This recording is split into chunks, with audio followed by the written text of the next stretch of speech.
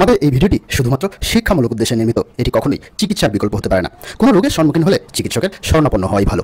আপনার শরীরের অতি সাধারণ কয়েকটি ব্যথাও হতে পারে সাংঘাতিক রোগের বিপদ সংকেত। বিশেষজ্ঞরা জানিয়েছে হার্ট অ্যাটাক আচমকা হলেও আমাদের শরীর কিন্তু টের পেয়ে যায় আগে থেকেই। সেই সঙ্গে বিপদ ঘণ্টা বাজাতে থাকে কয়েকটি উপসর্গের মাধ্যমে। যদিও এই উপসর্গগুলি হতে পারে অতি সাধারণ, যদি আমরা সামান্য আঁচ পাওয়ার সঙ্গে সঙ্গেই চিকিৎসকের শরণাপন্ন হতে পারি তাহলেও বেঁচে যায় অতি মূল্যবান প্রাণটি। বন্ধুরা, বড়দের ঠাকুমার ঝুলিতে আজ আমরা এমনই কয়েকটি সাধারণ ব্যথার কথা উল্লেখ করব যা হতে পারে হার্ট অ্যাটাকের বিপদ ঘণ্টা।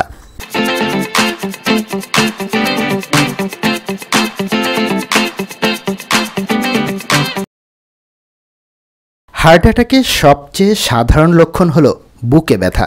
বুকে চাপ চাপ অনুভূতি, টান, চেপে ধরা বা ভারী কিছু বসিয়ে দেওয়া এমনও মনে হতে পারে। বুকের বাম দিকে বা মাঝখানে ব্যথা হতে পারে। কখনো কখনো এক বা দুই বাহুতেই ব্যথা হতে পারে। এই ব্যথা অনেক সময় শুধু অস্বস্তিও মনে হতে পারে।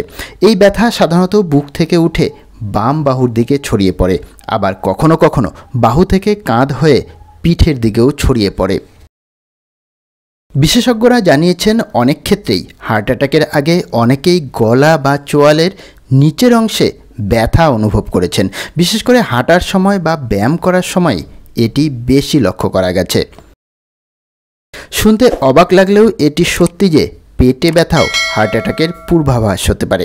এক্ষেত্রে পেটের ওপরের অংশের দিকে ব্যথা লক্ষ্য করা গেছে এবং অনেক ক্ষেত্রেই এই ধরনের ব্যথার সঙ্গে বমির উপস্থিতিও টের পাওয়া গেছে।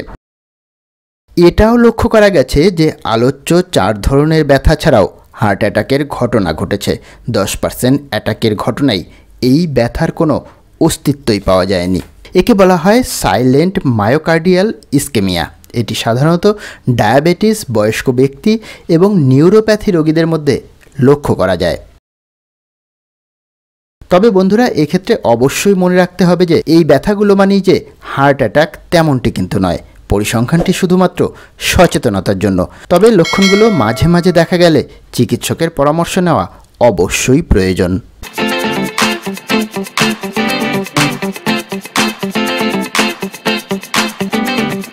আমাদের এই ভিডিওটি শুধুমাত্র শিক্ষামূলক উদ্দেশ্যে নির্মিত। এটি কখনোই চিকিৎসার বিকল্প হতে পারে না। কোনো রোগের সম্মুখীন হলে চিকিৎসকের শরণাপন্ন হওয়াই ভালো।